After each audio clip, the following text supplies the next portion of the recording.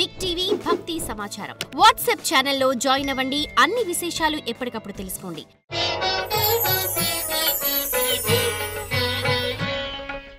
జై వీరబ్రహ్మ జై గోవిందమాంబ జై. నేను మీ కృష్ణమాచార్య శ్రీ బ్రహ్మపదం.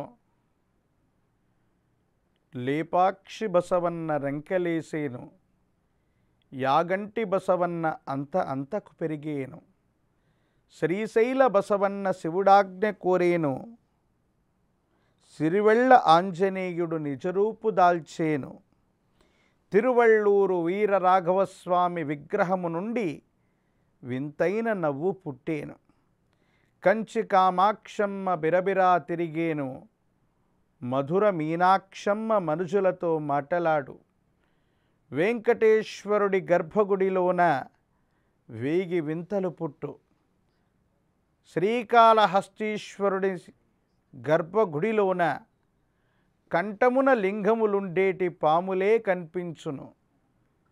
ఇలాగ ఎన్నో రకాలైనటువంటి వింతలు విశేషాలని మనం వింటూ ఉంటాం. ఈ మధ్యకాలంలో కూడా ఎక్కడ వింత జరిగినా, ఏ విచిత్రం సంభవించినా జగద్గురు శ్రీమద్ విరాట్ పోతులూరి వీరబ్రహ్మేంద్ర స్వాముల వారు కాలజ్ఞానంలో చెప్పారు, ఇలా జరుగుతోందని అంటూ ఉంటాం, వింటూ ఉంటాం. శ్రీ గురుదేవులు కాలజ్ఞానంలో చెప్పినట్టుగా ఈ మధ్యకాలంలో కూడా ఈ వింతైనటువంటి విచిత్రవంతమైనటువంటి సంఘటన ఒకటి జరిగింది. దేవతామూర్తులు వారి యొక్క విగ్రహంలో వచ్చేటువంటి మార్పుల గురించి గురుదేవులు చాలా చక్కగా వర్ణించినటువంటి సంఘటన ఇది. ఇది తిరుపతి నగరంలో ఒక ప్రశస్తవంతమైనటువంటి స్థితిగతుల్లో ఒక శివాలయంలో జరిగినటువంటి ఒక ప్రత్యేకమైనటువంటి సంఘటన. అక్కడ ఉన్నటువంటి పరమేశ్వరుడు శివలింగ రూపంలో దర్శనమిచ్చేటువంటి పరమేశ్వరుడు కన్ను తెరిచినటువంటి దాఖలాలు ఉన్నట్టు, పరమేశ్వరుడు కన్ను తెరిచి భక్తులను వీక్షిస్తున్నట్టుగా ఒక వార్త దావాలనంలాగా వ్యాపించింది.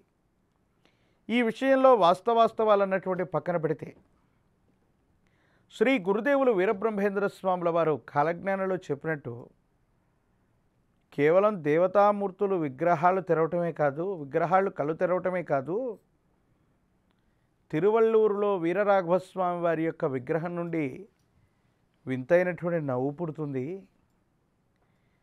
కామాక్షమ్మ కన్నుల నుండి రుధిరం రక్తం ప్రవహిస్తుంది, లేపాక్షి బసవన్న కూడా రంకలేస్తాడు, యాగంటిలో ఉన్నటువంటి బసవన్న అంతకు పెరుగుతూ ఉంటాడు, శ్రీశైల బసవన్న శివుడాజ్ఞ కోరుతూ ఉంటాడు.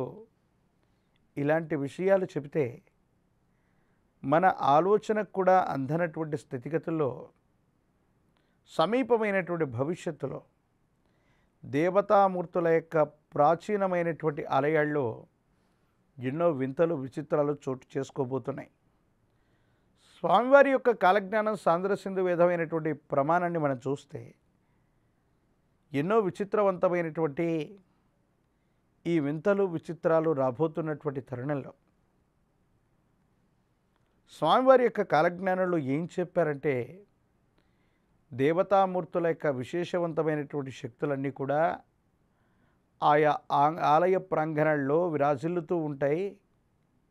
ఆయా ఆలయ ప్రాంగణాల్లోనే ఆ శక్తులన్నీ కూడా తిరుగుతున్నట్టుగా స్వామివారు రచించారు. మూఢాచారాలను గురించి మనం మాట్లాడుకుంటూ ఉంటాం, మూఢ విశ్వాసాల గురించి మనం చెప్పుకుంటూ ఉంటాం. చాలామంది అన్నారు, మరి పరమేశ్వరుడు కళ్ళు తెరవటం, ఆ ఆలయాన్ని అభివృద్ధి చేయటం వల్ల ఎటువంటి ఉపయోగం జనబాహుల్యానికి సమాజానికి కలుగుతుంది? ఇలాంటి మూఢ విశ్వాసాలని మూఢాచారాలని ప్రచారం చేయటం వల్ల సనాతనమైనటువంటి ధర్మం పేరుతో లేదా హిందుత్వం పేరుతో విశేషవంతంగా మూఢ విశ్వాసాలని పెంపొందిస్తున్నారని చాలామంది చెప్పారు. ఇది మూఢాచారం కాదు, సనాతనమైనటువంటి సాంప్రదాయంలో ఎప్పటి నుంచో ఉన్నదే. ఈనాడు మనం అనుకుంటున్నటువంటి ఇలాంటి సంఘటనలు ఇప్పుడు కొత్తవి కాదు. ఎన్నో ఆలయాల్లో నిబిడీకృతమైనటువంటి రహస్యాలు ఎన్నో కూడా ఉన్నాయి. అనంత పద్మనాభస్వామి వారి యొక్క ఆలయ ప్రాంగణంలోని నేల మాలిగలో లెక్కించలేనంత విశేషవంతమైన సంపదను చూసాం. ప్రత్యేకించి మరో ద్వారానికి నాగబంధం ఉన్నటువంటి విషయం కూడా మనకు తెలిసిందే. కొన్ని సందర్భాల్లో వాటి జోలికి వెళుతుంటే తీవ్రమైనటువంటి భయాలు ఉత్పాతాలు కలుగుతున్నటువంటి తరుణం మనందరికీ తెలిసిందే. ఎందుకు ఇలాంటి వింతలు విచిత్రాలు ఈ ప్రకృతిలో మనకు కనబడుతూ ఉంటాయంటే, కలియుగంలో 5,000 గడిచినటువంటి మీదట పంచాంగంలో పనికి మాలిన వైపోవు నవగ్రహంబుల నడక మాలేనన్నటువంటి స్వామివారి యొక్క వాక్కు సాక్షిగా కలియుగంలో 5,125 సంవత్సరాలు పురస్కరించుకున్నటువంటి తరుణంలో పాపం పెరిగిపోయింది, అధర్మం పెరిగిపోయింది. దుష్ట శిక్షణ శిష్ట రక్షణ కోసం వీరభోగ వసంతరాయుడిగా వీరబ్రహ్మేంద్ర స్వామి వారు అవతరించేటువంటి సందర్భంలో ప్రకృతిలో ప్రళయకాలాలు రాబోతూ ఉన్నాయి. ప్రకృతి భీభత్సకరమైనటువంటి స్థితిగతుల్ని మనం చూడబోతూ ఉన్నాం. ఆ కారణంగా ఏర్పడ్డటువంటి స్థితిగతుల వల్లే ఈ వింతలు విచిత్రాలు విశ్వ ప్రళయాలన్నీ కూడా ఈ భూమి మీద చోటు చేసుకోబోతూ ఉన్నాయి. దానివల్లే ఎన్ని రకాలైనటువంటి సమస్యలు రాబోతూ ఉన్నాయి. ప్రపంచ యుద్ధం కాకపోయినా ఒక దేశం పొరుగు దేశంతో తగువ పడుతున్నటువంటి సంగతులు మనం చూస్తున్నాం.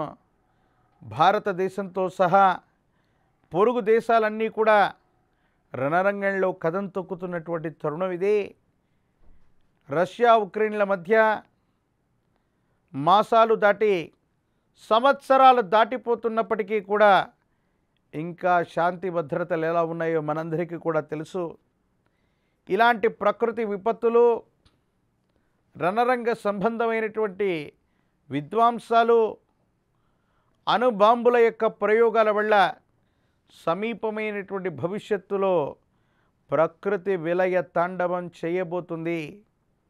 అందుకే కాబోలు ఇన్ని వింతలు విచిత్రాలు విశ్వప్రళయాలకి మూలమని మనం అనుకుంటున్నట్టుగానే ఈ విచిత్రవంతమైనటువంటి సంఘటనలు జరుగుతున్నటువంటి తరుణంలో ఒక్క జపాన్ దేశంలో 2 వారాల్లో 900 మార్లకు పైగా భూమి కంపించినటువంటి దాఖలాలు మనం చూసాం. ప్రపంచంలో చాలా సముద్ర తీర ప్రాంగణంలో సునామీ హెచ్చరికలు జారీ చేయబడ్డటువంటి సంఘటనలు మనం చూసాం. ప్రకృతి బీభత్సకరమైనటువంటి స్థితిగతులను కూడా మనం చూస్తూనే ఉన్నాం. గురుదేవులు వీరబ్రహ్మేంద్ర స్వాముల వారి యొక్క సాంద్ర సింధు వేదమైనటువంటి కాలజ్ఞానమే మనకు ప్రమాణం. గురుదేవుల కాలజ్ఞానంలో చెప్పారంటే అది జరిగి తీరుతుంది. ఇది కేవలం భక్తుల్ని, జనబాహుల్యాన్ని ఇబ్బంది పెట్టడానికో భయపెట్టడానికో చేస్తున్నటువంటి వ్యాఖ్యలు కాదు. సమీపమైనటువంటి భవిష్యత్తులో విశ్వ ప్రళయాలు రాబోతున్నాయి. కరోనా లాంటి తీవ్రమైనటువంటి పరిస్థితి నుండి ఇప్పుడిప్పుడే బయటపడుతున్నటువంటి మనకు అలాంటి ప్రకృతిలో మరో రకమైనటువంటి విపత్తు అవ్వచ్చు, రణరంగంలో వాడేటువంటి అణ్వాస్త్రాల యొక్క స్థితిగతుల వల్ల అవ్వచ్చు, ఒక విశేషవంతమైనటువంటి ముప్పు విశ్వ మానవాళికి పొంచి ఉంది అన్నటువంటి విషయాన్ని మనం తప్పకుండా అర్థం చేసుకోవాలి. ఎంతో కాలంగా శ్రీ గురుదేవులు వీరబ్రహ్మేంద్ర స్వాముల వారి యొక్క కాలజ్ఞానాన్ని వింటున్నటువంటి మనకు ప్రపంచంలో ఏది జరిగినా శ్రీ గురుదేవులు కాలజ్ఞానంలో చెప్పారు, ఇలా జరుగుతోందని అంటూ ఉంటాం, వింటూ ఉంటాం. ఏం జరిగినప్పటికీ కూడా 84 లక్షల చరాచర జీవకోటిలో ఒకడైనటువంటి మనిషి చాలా అద్భుతమైనటువంటి జీవి. ఈ సృష్టికి ప్రతి సృష్టి చేయాలన్నటువంటి ఆలోచన చేత అత్యాధునిక సాంకేతిక పరిజ్ఞానంతో ఎన్నో రకాలైనటువంటి వ్యవస్థల్ని తయారు చేస్తూ ఉంటాడు. ఆ వ్యవస్థల్ని తయారు చేయడమే కాదు, శ్రీ గురుదేవులు చెప్పినట్టుగా విచిత్రవంతమైనటువంటి ఎన్నో రకాలైనటువంటి యంత్రాలని కూడా మనిషి తయారు చేస్తూ ఉంటాడు. ఎలాంటి యంత్రాలు తయారు చేస్తాడో తెలుసా? తల్లి గర్భం లేకుండా బిడ్డని పుట్టించగలిగినటువంటి శాస్త్ర సాంకేతిక పరిజ్ఞానం కూడా ఈ భూమి మీద పరిఢవిల్లుతుంది. పుట్టి నెల అయినా నిండని చంటి బిడ్డలు మాటలాడేరు. పాలు త్రాగే బిడ్డడు భూమిపై పరిగెత్తేను. రోజు రోజుకి ప్రపంచాన వింత వింతలు గొల్పు. వింత వింతలెన్నో చూసి పుట్టుకొచ్చేను. అవి చూచి జనులు వింతగా పలికేరు. ప్రత్యేకించి వ్యాపారంభున మోసం అధికమయ్యేను. మోసమే జీవితమయ్యేను. విశేషవంతమైనటువంటి స్థితిగతుల్లో గురుదేవులు పలికినటువంటి ఈ మాటల్ని చూస్తే ఎన్నో రకాలైనటువంటి యంత్రాలను చేస్తారని స్వామివారు చెప్పారు. ఆ యంత్రాలన్నిటిలో కూడా మనిషి గర్భాన్ని పోలినటువంటి కృత్రిమమైనటువంటి గర్భాలను కూడా తయారు చేసే వ్యవస్థలు వస్తాయి. ఈ మధ్యకాలంలో ఉభయ తెలుగు రాష్ట్రాల్లో టెస్ట్ ట్యూబ్ బేబీల పేరుతో వ్యాపారం అధికమైంది. ఏదైనా కారణం చేత భార్యాభర్తల యొక్క ఆరోగ్యం సరిగ్గా లేకపోతేనో, సంతానోత్పత్తిలో ఏవైనా లోపాలుంటేనో వాళ్ళు సంతాన సాఫల్య కేంద్రాలకు వెళితే వాళ్ళు భార్యాభర్తలకు సంబంధించినటువంటి జీవకణాలను ఉపయోగించి అండంలో ప్రవేశపెట్టడం ద్వారా కొత్త బిడ్డకి పిండానికి జన్మనిచ్చేటువంటి కొత్త వ్యవస్థకి శ్రీకారం చుట్టేటువంటి పరిస్థితులు మనం చూస్తూ ఉన్నాం. కానీ అక్కడ జరుగుతున్నది ఏంటో తెలుసా?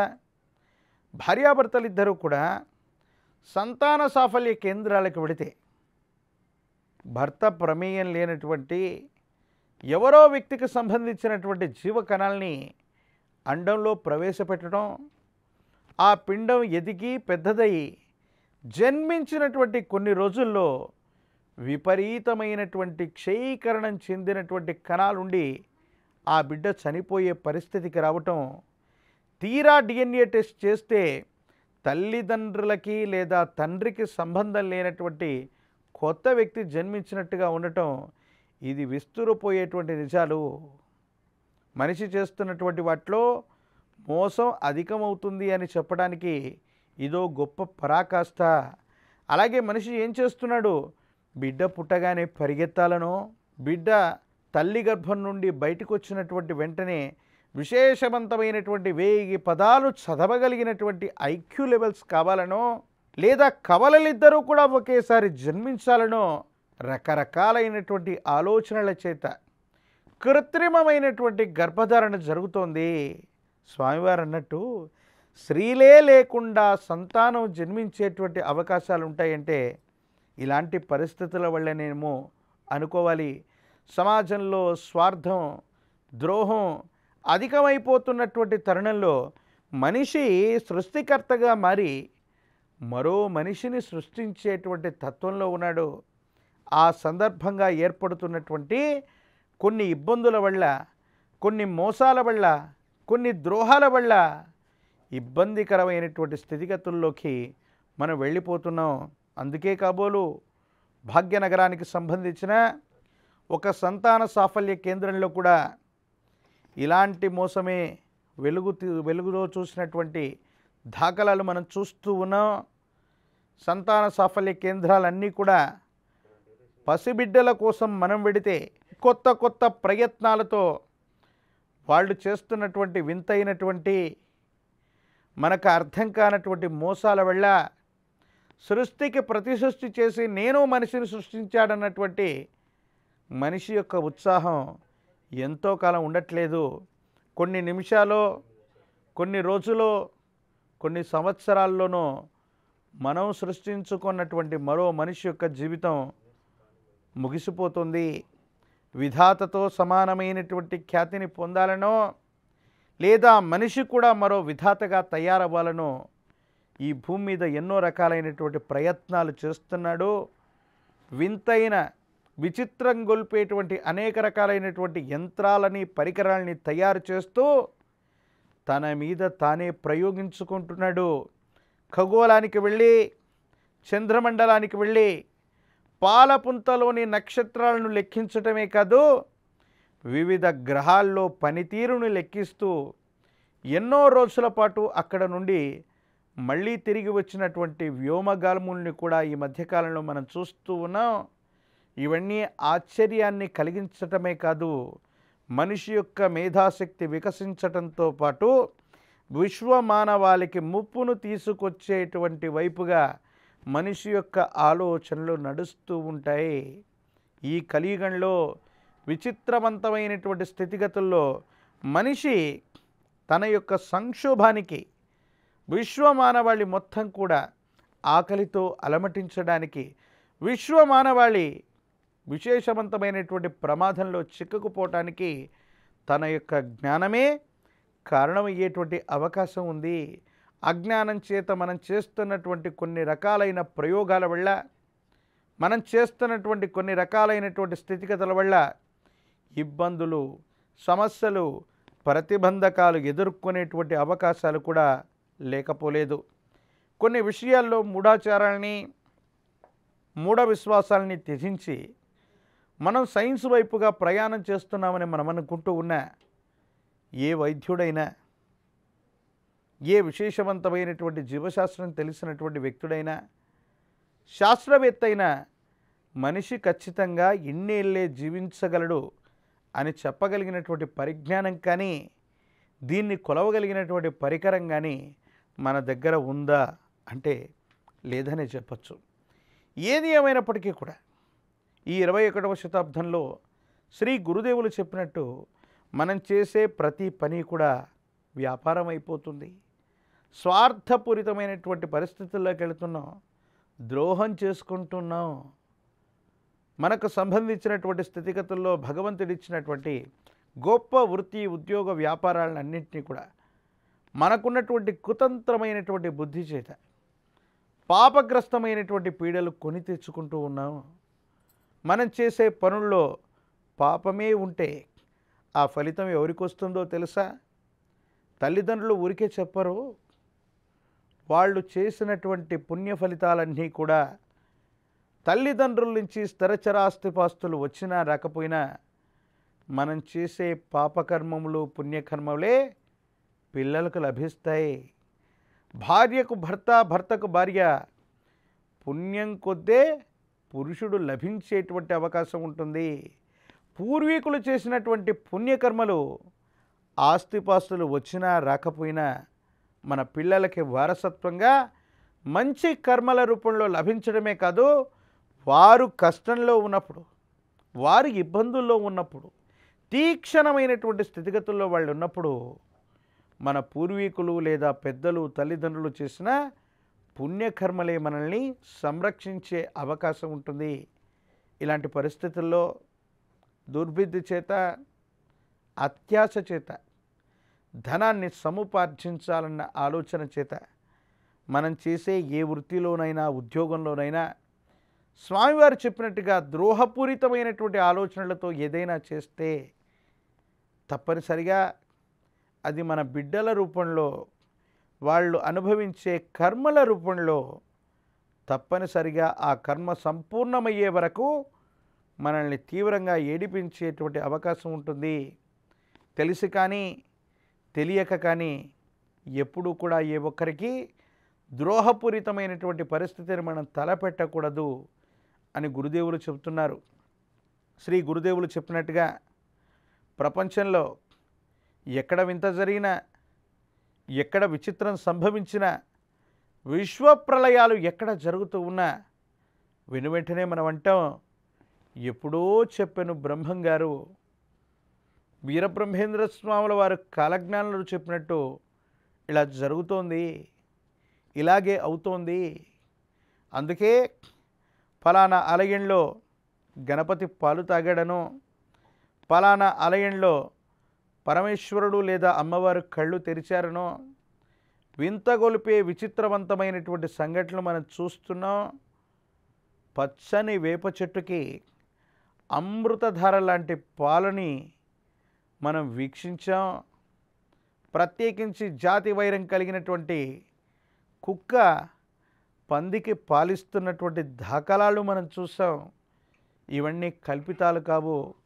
ఇలాంటి వింతైనటువంటి సంఘటనలన్నీ కూడా జరుగుతూ ఉన్నాయంటే కారణం, నేనొచ్చు సమయాన సముద్రములే ఉప్పొంగు, పళ్ళెపట్నములన్నీ మునిగిపోయేనయ, ఆకాశంబు ఎర్రబడ్డేను అన్నటువంటి సంఘటనలు వీరభోగ వసంతరాయుడు యొక్క ఆగమనానికి ముందుగా స్వామివారు చెప్పినటువంటి అద్భుతమైనటువంటి సంఘటనలు.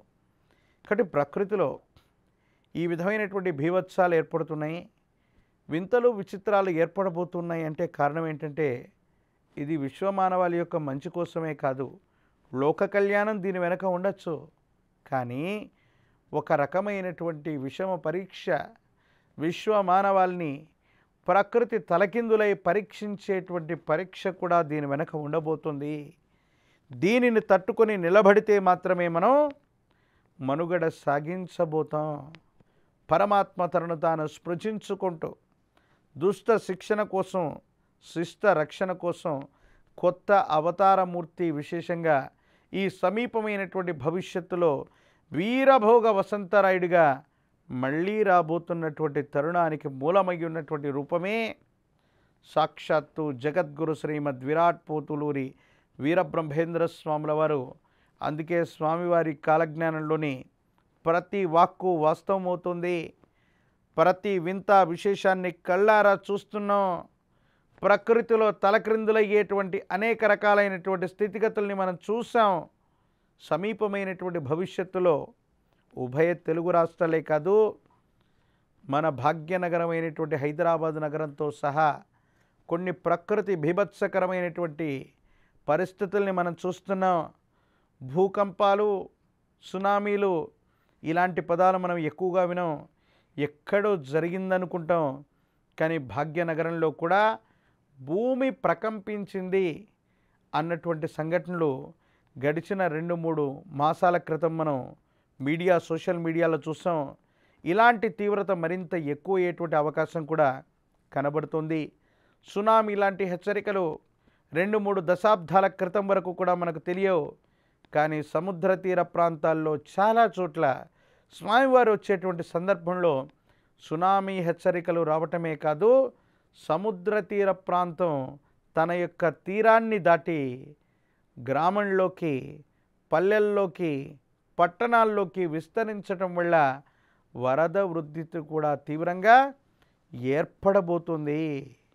ఎన్నో రకాలైనటువంటి జల దిగ్బంధాలలో విశ్వ మానవాళి మొత్తం కూడా విశేషవంతంగా ఇదైపోయేటువంటి అవకాశం కూడా కనపడుతుంది. కాబట్టి శ్రీ గురుదేవులు వీరబ్రహ్మేంద్ర స్వాముల వారి యొక్క సాంద్ర సింధువేదమైనటువంటి కాలజ్ఞానమే ప్రామాణికగా ఎటువంటి విపత్తులు వచ్చినా, ఎన్ని ఇబ్బందులు వచ్చినప్పటికీ కూడా మనమంతా కూడా క్షేమంగా ఉండాలని గురుదేవుల యొక్క శరణాగతితో మనందరం వేడుకునేటువంటి ప్రయత్నం చేద్దాం. వీరబ్రహ్మేంద్ర స్వాముల వారు మనల్ని అందరినీ తప్పకుండా సంరక్షణ చేయాలి.